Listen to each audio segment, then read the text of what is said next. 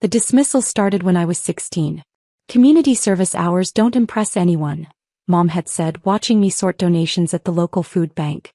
Your sister is studying pre-med. That's real ambition. I'd nodded and kept folding clothes. Sarah was 3 years older, brilliant, confident. She became a pediatric surgeon by 32. Our parents displayed her achievements like trophies, framed diplomas, award plaques, newspaper clippings about rising star in pediatric medicine. My volunteer coordinator certificates went in a drawer. I worked at the foundation throughout college. Started as an intern processing grant applications. The Martinez Foundation had been established by a tech billionaire in 2008, focusing on healthcare access, education equity, and poverty relief. By the time I graduated, I was analyzing funding proposals. Nobody in my family asked about my work. They assumed I was a low-level administrator. Still doing paperwork for charities? Uncle Robert would ask at family gatherings, "When are you getting a real career?"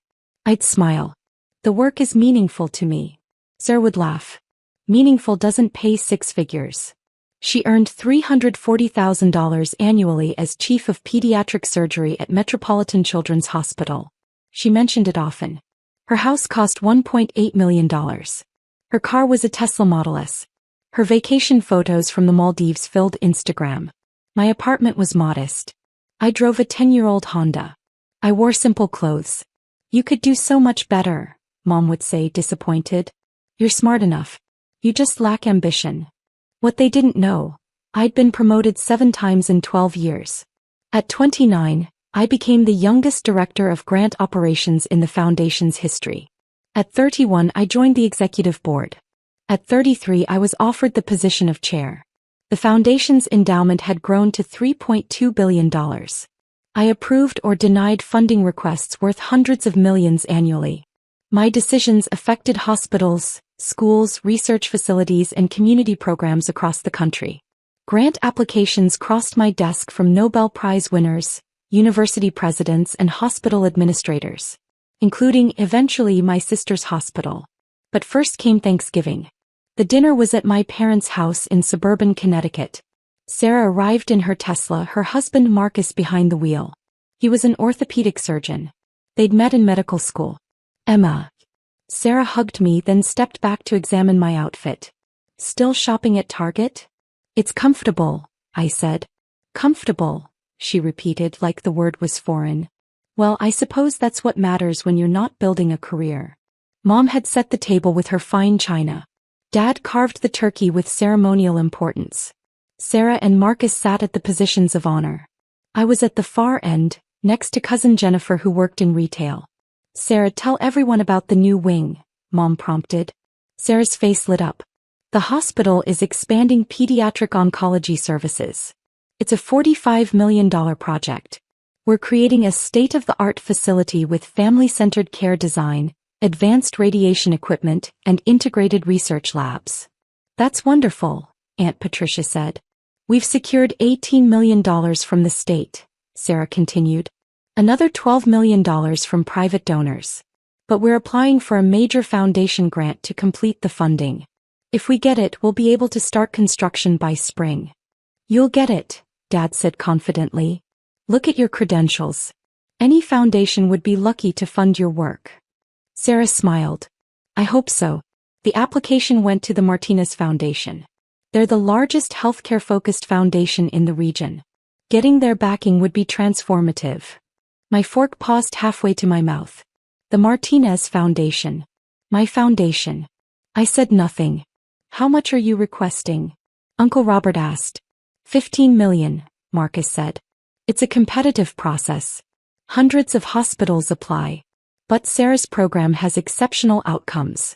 Our pediatric oncology survival rates are among the highest in the Northeast. They'd be stupid not to fund you," Mom said. The conversation shifted to Sarah's recent television interview about childhood cancer treatment innovations. She'd appeared on the local news. Mom had recorded it and made everyone watch. I ate my turkey and said little. "Emma, you're quiet," Aunt Patricia observed. "How's your charity work?" The way she said charity work made it sound trivial. "It's going well," I said simply. "Still doing the same thing?" Sarah asked. Administrative stuff? Yes. You know, Sarah leaned forward. If you wanted to transition into something more substantial, I could probably get you an interview for a hospital administration position. Entry level, but it would be a start. That's generous, I said. I'm content where I am. Sarah exchanged a glance with Marcus. Content. Sure. But don't you want more? Success. Recognition. I have what I need. What you need, Dad interjected, is ambition. Look at your sister. She's changing children's lives. Making a real difference. Emma makes a difference too, Cousin Jennifer said quietly. Volunteer work matters. Sarah laughed. Volunteer work is for people who can't handle real careers. It's participation trophy territory. Nice but meaningless in the actual world.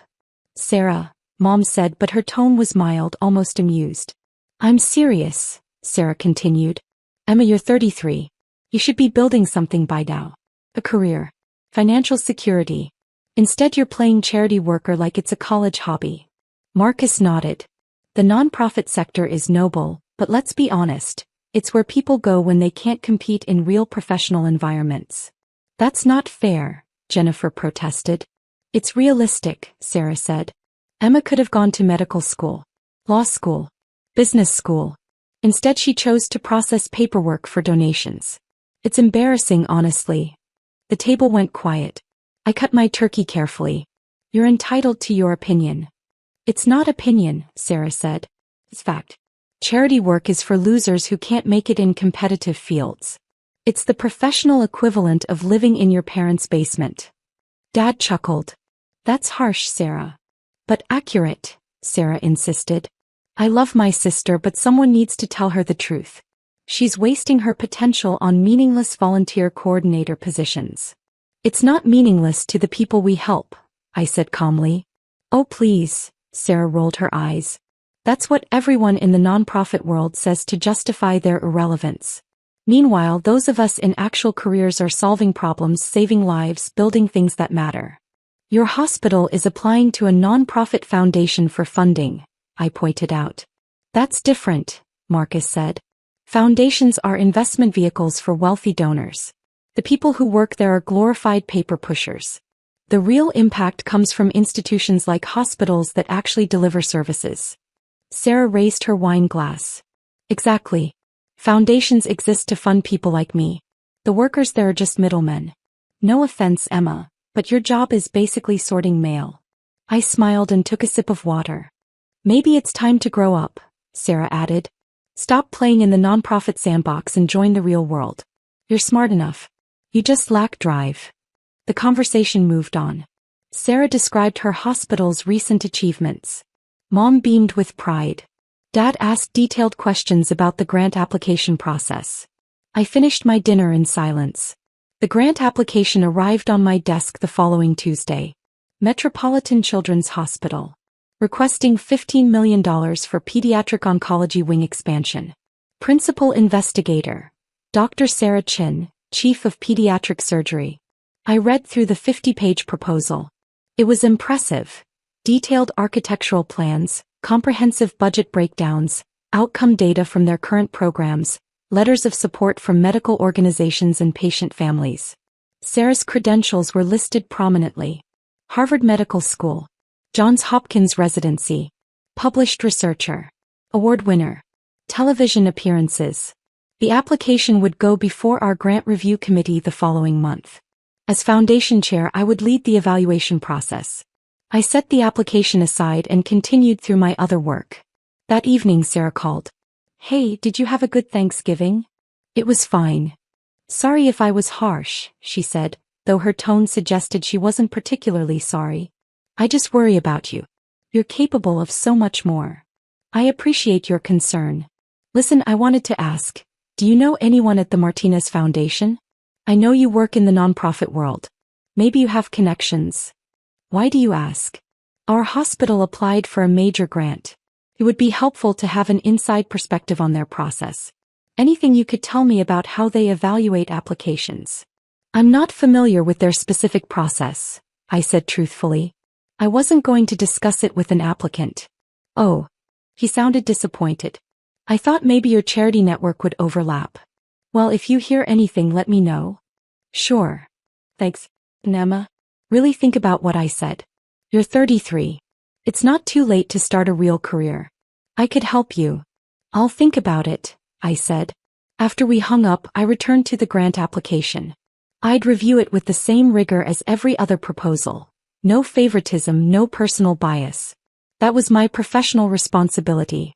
The irony wasn't lost on me. The grant review committee met 3 weeks later. Our conference room overlooked the city. Floor-to-ceiling windows. Polished mahogany table. The committee consisted of 7 members. Medical professionals, education experts, community leaders, and financial advisors.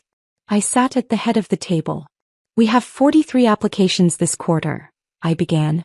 Total requests exceed $340 million. Our available funding is $85 million. As always, we'll need to be selective. Dr. Raymond Phillips, our chief medical advisor, distributed evaluation summaries. I've reviewed all healthcare applications. Several stand out. Metropolitan Children's Hospital has submitted a particularly strong proposal for pediatric oncology expansion. That's Dr. Sarah Chen's hospital, noted Margaret Torres, our community impact director. I've read excellent things about their program. I kept my expression neutral. Let's review the proposal. Dr. Phillips presented the details. The expansion would serve an additional 200 pediatric cancer patients annually. The hospital's current 5-year survival rates exceeded national averages by 12%. The requested $15 million would be matched by $30 million in secured funding. The outcomes data is impressive, Margaret said. And the family-centered care model is exactly the kind of innovation we want to support. What's our site assessment? I asked. David Kumar, our operations director, pulled up his report. I visited the facility last week. Current programs are well managed. Staff is competent and committed. However, I did note some concerns. Such as? Dr. Phillips asked. The hospital has a pattern of underserving low-income communities, David said. 73% of their patients come from households earning over $100,000 annually. For a pediatric hospital, that's unusually affluent. That's likely a geographic factor, Dr. Phillips countered. They're located in an upscale suburb. Perhaps, David said. But other hospitals in similar areas maintain better economic diversity through outreach programs and transportation services. Metropolitan Children seems to passively accept their demographic rather than actively working to expand access. I made a note. Continue. Additionally, David said, their charity care percentage is below average. Only 6% of their services are provided at reduced or no cost to families who can't afford full payment. Most hospitals of their size provide 12 to 18% charity care. Margaret frowned. That's concerning. Healthcare equity is a core foundation priority. Dr. Chen's personal outcomes are excellent, David acknowledged. But institutional commitment to underserved populations appears limited. This expansion would primarily benefit affluent families who can already afford care. The committee discussed the application for 40 minutes. Dr. Phillips advocated strongly for approval. Margaret and David expressed reservations. The other members were divided. Finally, Margaret looked at me. Emma, you've been quiet. What's your assessment? I reviewed my notes. The medical excellence is undeniable. Dr. Chen's program saves children's lives. That matters tremendously. Dr. Phillips nodded, satisfied. However, I continued, our foundation's mission specifically emphasizes healthcare access for underserved populations. We fund excellence that reaches those who otherwise couldn't access it. This proposal, while medically impressive, would primarily serve families who already have substantial resources. We could make our funding conditional, Dr. Phillips suggested. Require them to increase charity care percentages as part of the grant terms. That's possible, I said. But it would require significant monitoring and enforcement. And it shifts our role from funding existing commitment to mandating new priorities. The debate continued.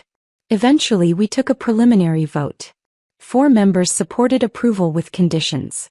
3 members, including Margaret and David, opposed funding. As chair, I had the deciding voice. I'm requesting additional information from the hospital, I said. Specifically, I want a detailed plan for how they'll increase healthcare access to low-income families.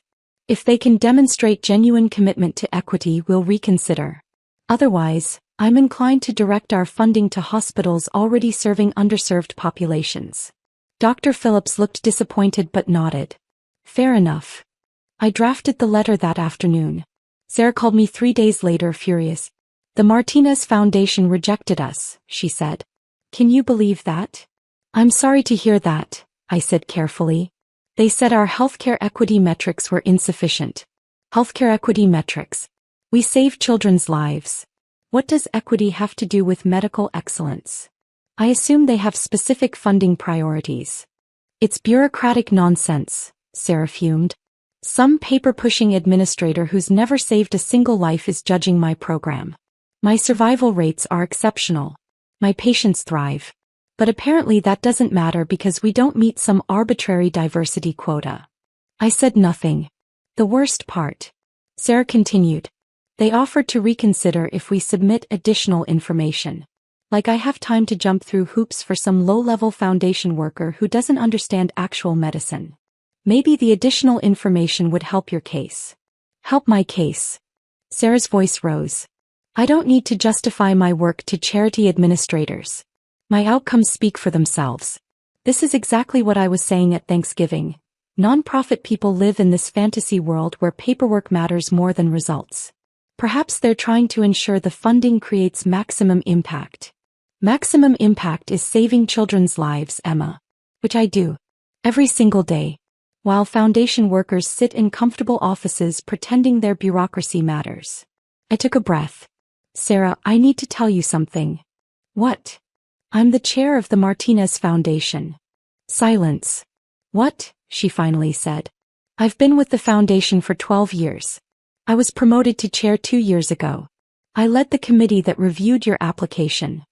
More silence. You. Her voice was faint.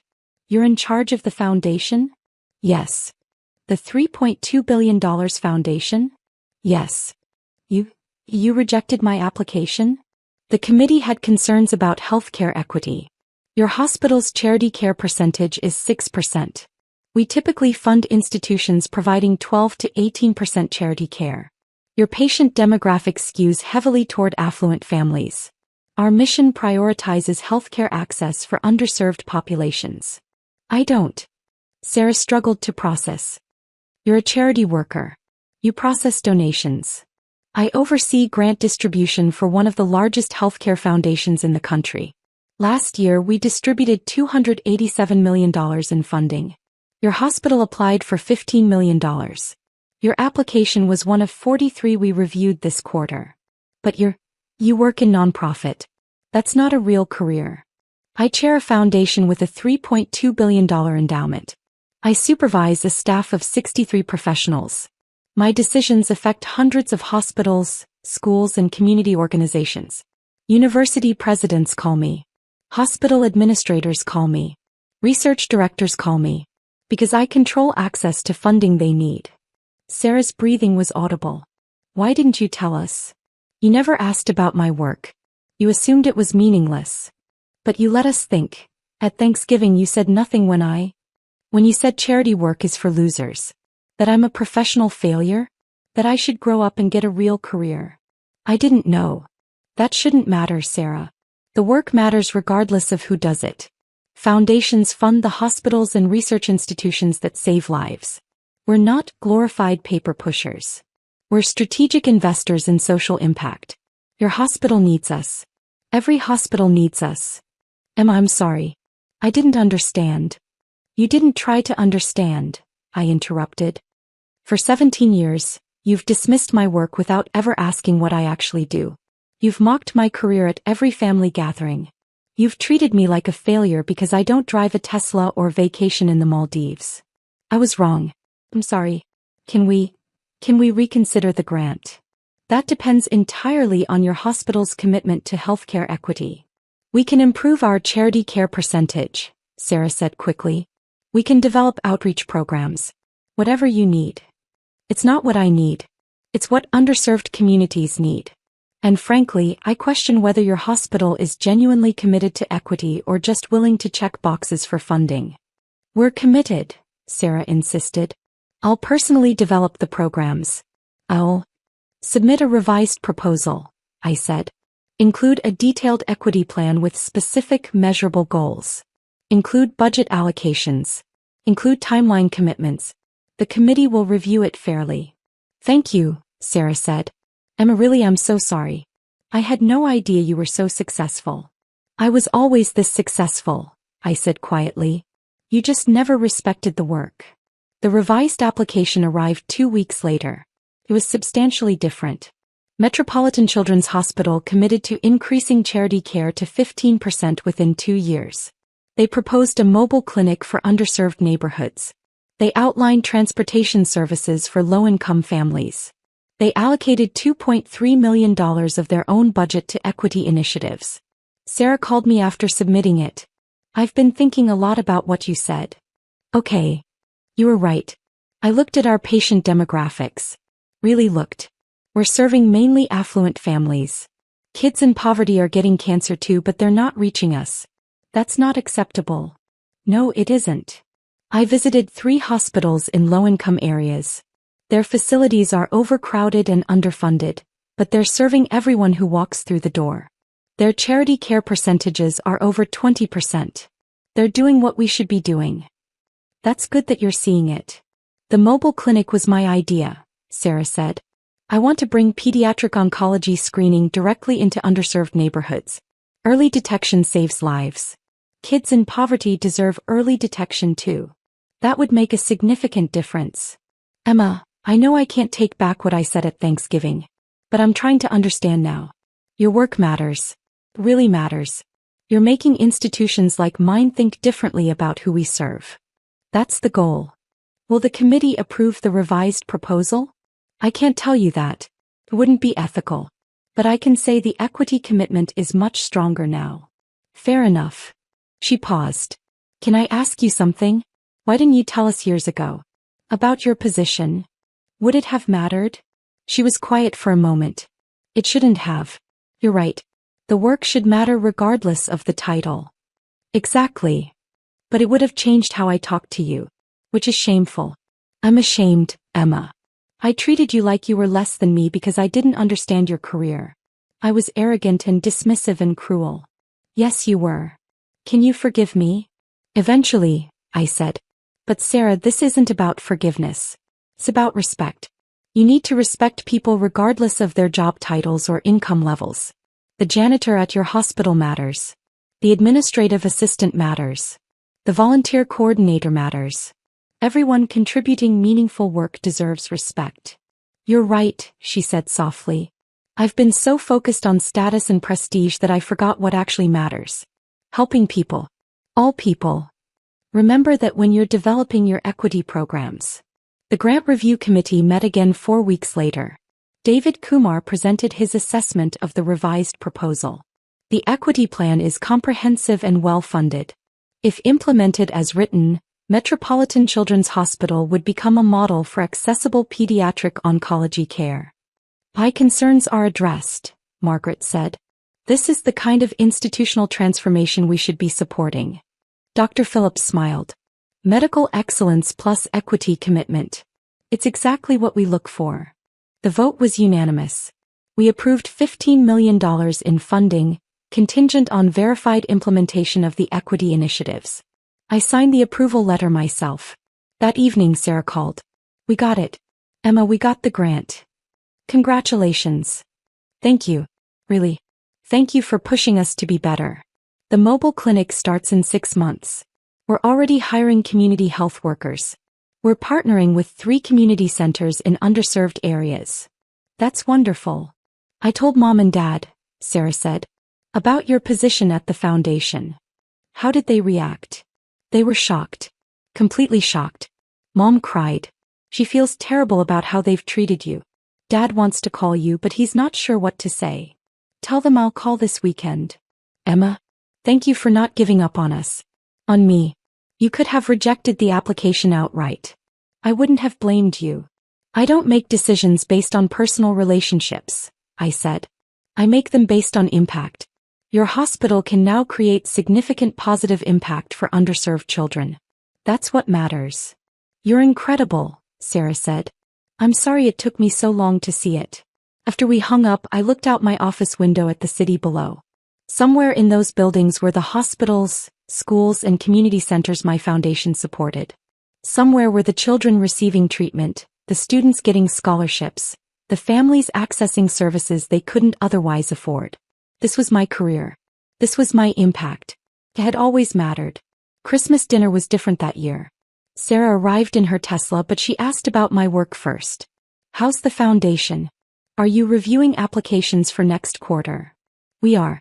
We received 62 applications. It's going to be competitive. I can imagine.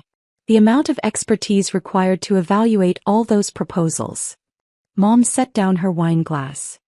Emma, I owe you an apology. A serious apology. Mom, it's okay. It's not okay, she interrupted. 4 years we dismissed your career. We made you feel small. We compared you unfavorably to Sarah. We were wrong. Completely wrong. Dad nodded. We're very proud of you, Emma. We always should have been. I appreciate that, I said. I looked up the Martinez Foundation, Uncle Robert said. You've funded cancer research, children's hospitals, education programs all over the country. That's remarkable. Aunt Patricia smiled. We're sorry for treating your work like it was trivial. It's clearly anything but. Cousin Jennifer raised her glass. To Emma. For doing incredible work even when we were too ignorant to recognize it. Everyone toasted. Sarah stood. I have something to say. Emma, you changed our hospital. Not just by providing funding but by challenging us to examine who we serve and who we exclude. Our equity initiatives are transforming our programs. We're reaching families we never reached before. Children are getting treatment they would have missed. That's because you refuse to accept medical excellence without accessibility. That's what the foundation does, I said. We invest in impact. You do more than that, Sarah said. You push institutions to be better than they think they can be. You demand that excellence include equity. That's leadership. Real leadership. Marcus nodded. Sarah's been talking about your foundation constantly. She's applied the equity framework to everything. Our entire department is reassessing how we serve low-income families. That's the ripple effect we hope for, I said. One institution improves, others notice, standards shift. You're creating systemic change, Sarah said. That's more impactful than anything I do in the operating room. I save individual lives. You save thousands of lives by changing how institutions operate. Both matter, I said. Medical care and systemic support both matter. They do, Sarah agreed. But I should have recognized that years ago. The dinner conversation continued, but it felt different. People asked genuine questions about foundation work. They listened to my answers. They treated my career with respect. It was what I'd wanted for years. But I'd also learned something important. My work's value had never depended on their recognition. It mattered because of its impact, not because of their approval. The foundation would continue funding hospitals, schools, and community programs whether my family understood it or not. Children would receive treatment. Students would get scholarships. Communities would access services. That was what mattered. Not titles. Not recognition. Not Tesla vehicles or vacation photos. 3 weeks later, Sarah's hospital opened their first mobile clinic in a low-income neighborhood. They screened 43 children in the first week. They identified 2 cases of childhood cancer that would have gone undetected for months without the mobile clinic. Those children received immediate treatment. Their prognosis was good. Sarah sent me a photo. Children lined up outside the mobile clinic. Parents holding intake forms. Community health workers guiding families through the process. Her text was simple. Thank you for making us better. I saved the photo. This was why the work mattered. This was why it had always mattered. And finally my family understood.